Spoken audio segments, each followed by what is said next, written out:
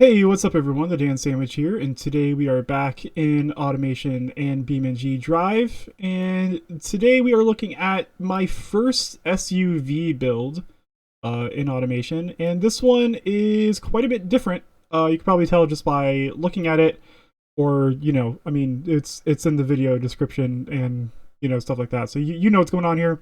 This is a rear engine SUV, so if you take away the body, you can see the engine is hiding back there in the rear. And the idea here was to be a super SUV. So the performance of a supercar with the, I'm going to throw practicality in air quotes here, of an SUV, because it's not super practical. Obviously, with the engine being back there, you're very limited on trunk space, although you would gain a front trunk in this situation. But I'm sure if it's a true supercar, up there is probably just more mechanical components, as you'll find in a lot of supercars like that. Apologies if my voice sounds a little snuffly and stuff. I am dealing with some like sinus stuff going on today, so if I sound kind of weird like that, that's probably why. But the show must go on, I guess. I don't know. I felt like making this video anyway, so that's what we're doing. My original intention was to make a mid-engine SUV, but unless I use like a mod body, which I haven't really looked into, unless I use like a mod body, the only options for SUVs are front and rear engine. So I decided to go with a rear engine, which also killed my idea of using like the V10 that I put in my other supercar, because obviously it's not going to fit if it's tucked back in the rear of the car. So I designed an all-new V6 twin-turbo engine. So let's take a look at that. So this is a 3-liter 60-degree V6 twin-turbo engine. It makes 624 horsepower. It's actually more than the supercar that I built. But considering this car weighs a lot more since it's an SUV, it should balance out pretty nicely. It revs up to 9,600 RPM, but the peak performance is at 7,700. If you look at the power band here, you actually get consistent performance all the way from like 7,000 RPM all the way up to like almost 9,100 RPM. So it doesn't really drop off. So that's why the red line is as high as it is. So even though the peak power is right about there or so, it still makes pretty good power all the way throughout there. So that's why I kept that going like that. It's a pretty brutal sounding engine. Let's go ahead and give it a listen.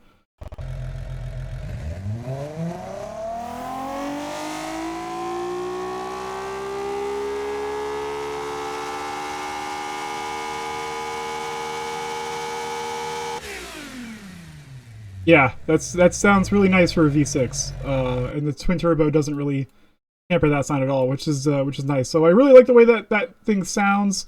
Obviously, the performance is really good as well. I'm gonna give you kind of a rundown of what this engine is. I didn't want to go insane with this engine. I could have made it better probably, but I wanted to keep it fairly realistic. So like I said, it's a 60-degree V6, ALSI, block material, 183 cubic inches, so that's about 3 liters. Dual overhead cam, 4 valves per cylinder, ASLI, head material as well. I did +5 quality on basically everything because I wanted to, again, be, higher end, but not insanely expensive. Billet steel, lightweight titanium, lightweight forged, harmonic damper. So some of the, better stuff here. Did VVT and VVL on everything. And then we've got twin turbo, smart boost, all that fun stuff there. We've got direct injection per cylinder is the performance high intake manifold, and then it's using 90 octane fuel. And a dual exhaust, no bypass valves, because again, I wanted this to be more performance focused. So while it does have some luxury features on the inside, I wanted to kind of be, full bore as far as performance. But, no race parts. I wanted to keep everything performance, but not like race level stuff. And then we have a high flow 3-way straight through on the muffler and catalytic converter. As far as the car trim, I used this SUV body. It's kind of like a coupe SUV. I wanted a little bit longer wheelbase so we could fit as big of an engine back there as I could. But that's why I went with kind of that coupe body style. I thought it kind of looked the best as well, because you know, supercars, it's as much about looks as it is performance.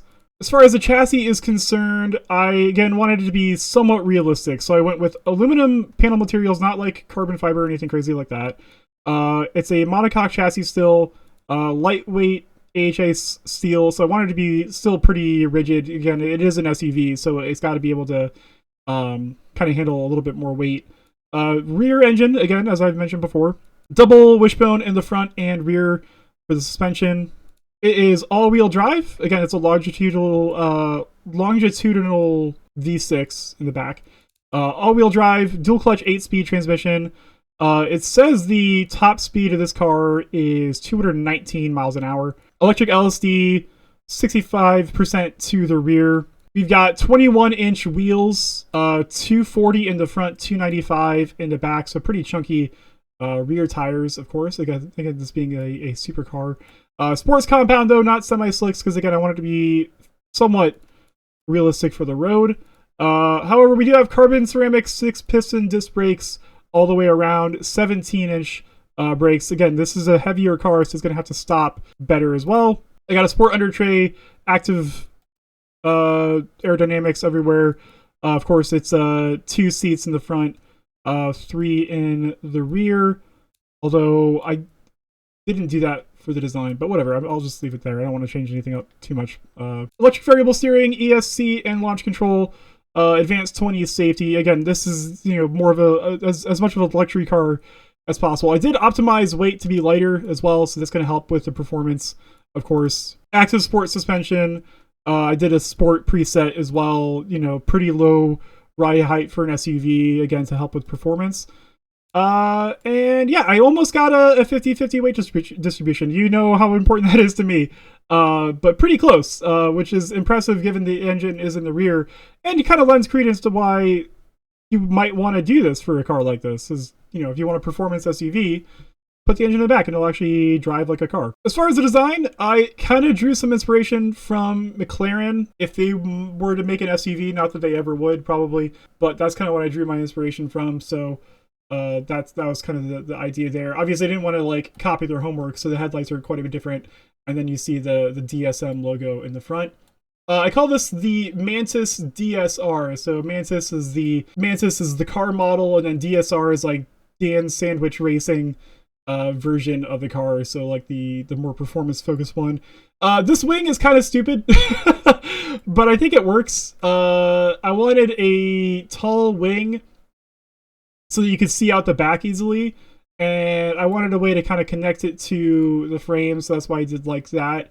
But then I thought about how would you open the rear compartment? And I guess this whole thing would just open up. I don't know. That might be a hinge there. I don't know. It doesn't have to really make sense. I did do a mostly full interior. I didn't do anything with the roof. I didn't go quite all out like I did on the Grand Touring car that I just did. But it does look, you know, pretty fleshed out in here. You got cup holders, you got controls, you got a big touchscreen in the middle there, so very modern touches there.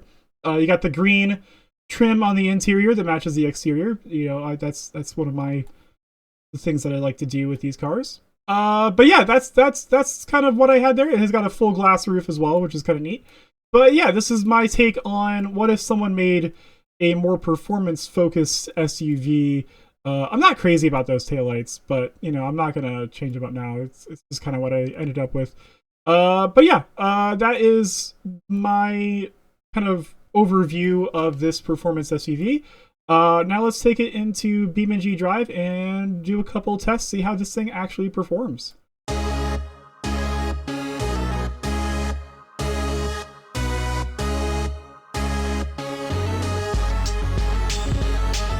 All right, here we are in BeamNG.drive, and I gotta remember not to use so much carbon fiber because it just never shows up well in BeamNG. But anyway, we got our performance SUV here on the automation test track. It's very green. But yeah, let's give this thing a spin and see how this thing actually performs. Oh my god. That engine, though, that is a really I love the way that thing sounds.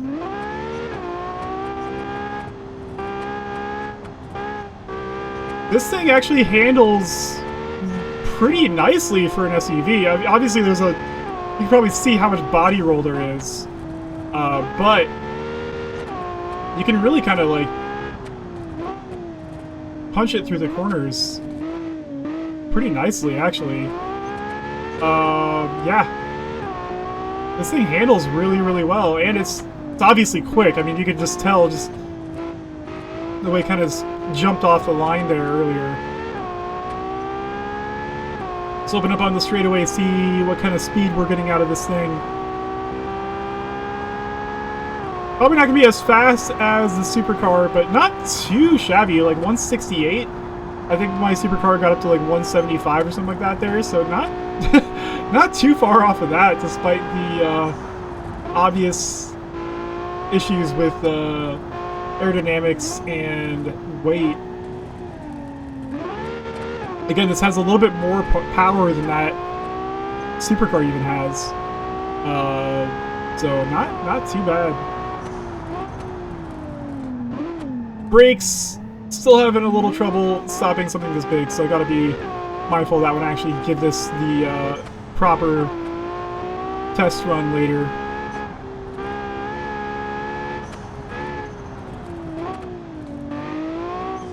Still definitely drives a bit like an SUV, but performance is really good in this thing.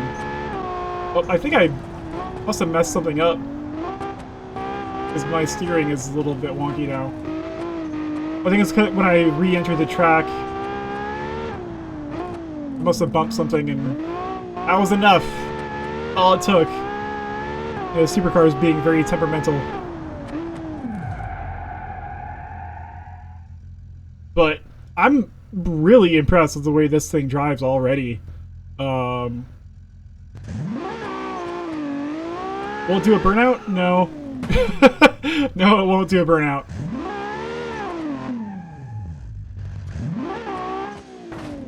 We'll bang it up a little bit. But let's give it the official run around the test track. Let's see how this thing actually does. Alright, just like usual, 2 laps around the automation test track to see where this thing stacks up against the other cars that I've tested. In sport mode, like the other cars I've tested.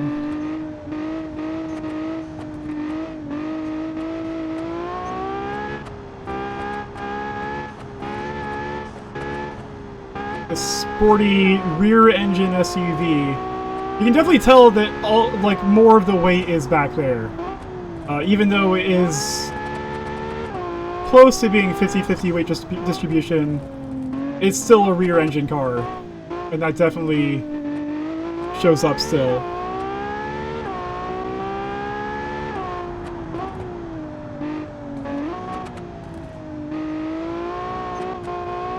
But I don't feel like the front wheels are lifting or anything like that, like you might expect on a rear-engine SUV.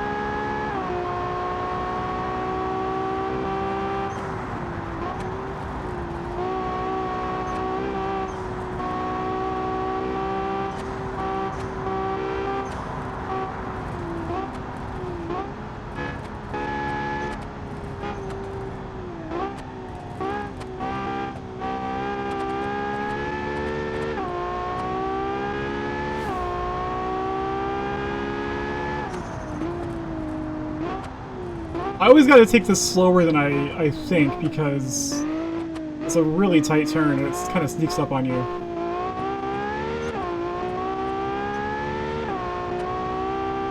I likely won't be talking as much during these laps, just because, like I said, I've got that sinus thing going on, and my throat is a little bit sore, so... Again, just kind of bear with me on that.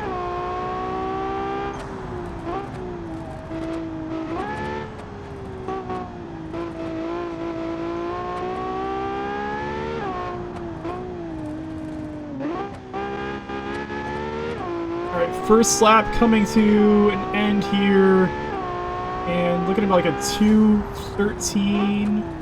Oh no, am I gonna hit? Oh, I almost crashed it. I almost crashed it. I was paying too much attention to the lap timer there.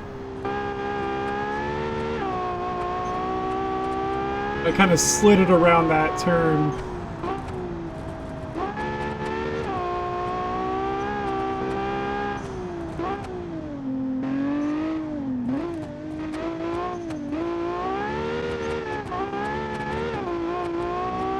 Going off track a little bit there as the tail stepped out just a hair.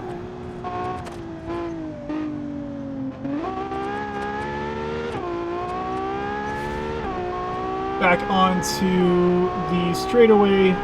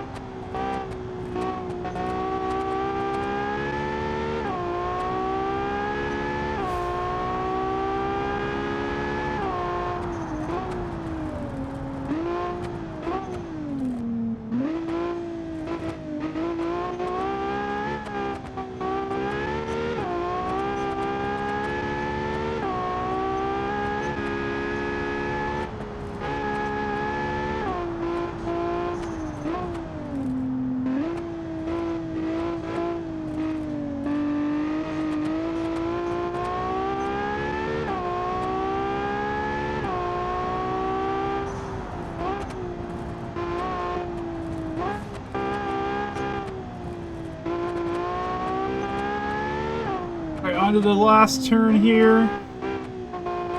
On the final straight. Foot to the floor.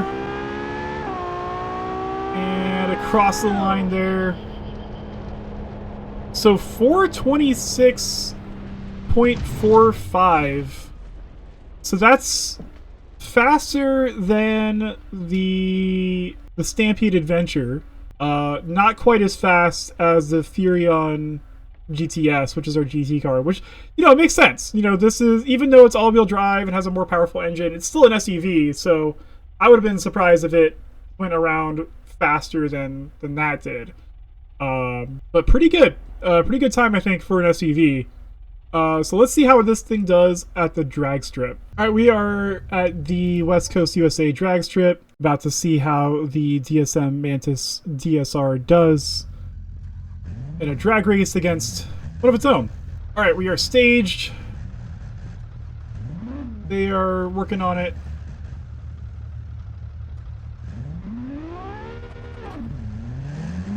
Oh, got a really slow start off the line. Might have to try that again. I'm not really sure how that happened. I definitely think I can do better. Alright. Let's try this again.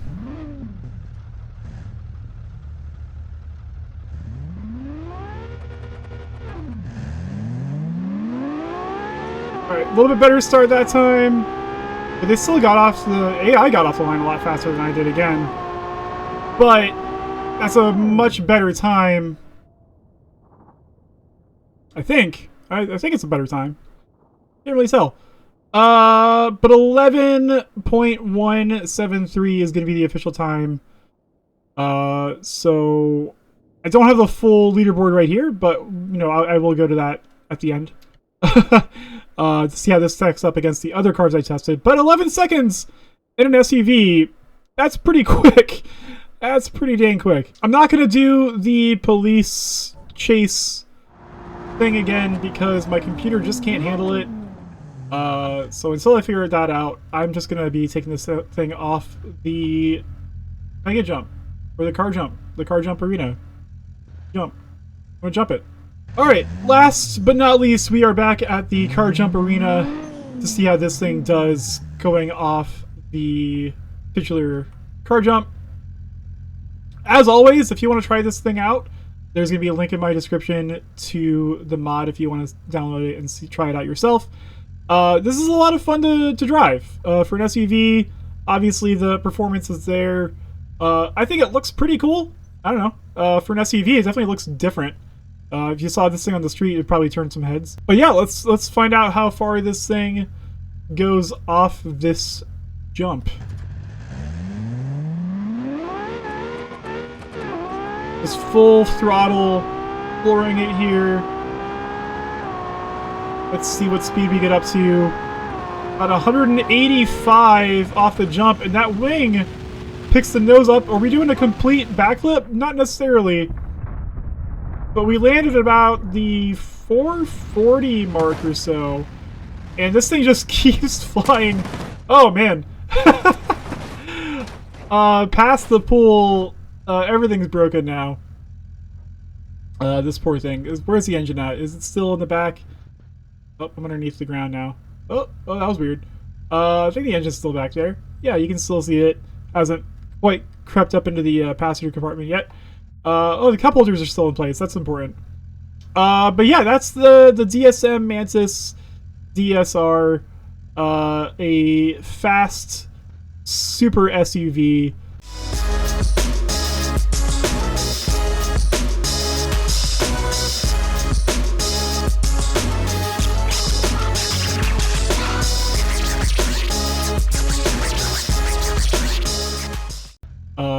This was a lot of fun to build and test. So yeah, if you want to check it out yourself, like I said, the link's below. And I'm going to see you in the next time. Hopefully I'll be feeling better next time as well. So yeah, thanks again for watching. If you want to like the video and subscribe to the channel, do all that fun stuff, that'd be cool. If you don't want to do that, I understand. All right, bye.